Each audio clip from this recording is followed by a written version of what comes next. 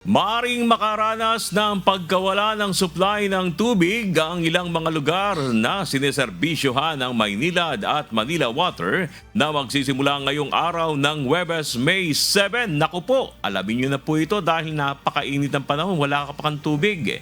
Sa advisory na inilabas ng Maynilad, apektado ng kanilang water service interruptions ang ilang mga customers sa Cavite, Las Piñas at Parañaque City dahil sa gagawing facility maintenance activity.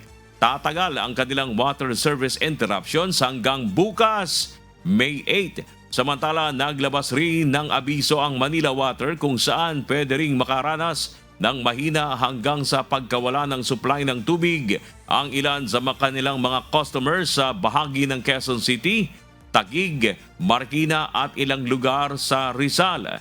May kaugnayan rin ito sa isasagawa nilang maintenance sa kanilang water facility na tatagal hanggang sa May 13. Para po sa kompletong listahan ng mga lugar at oras ng water service interruptions, maaaring i-check ang official media sites ng Maynilad at Manila Water.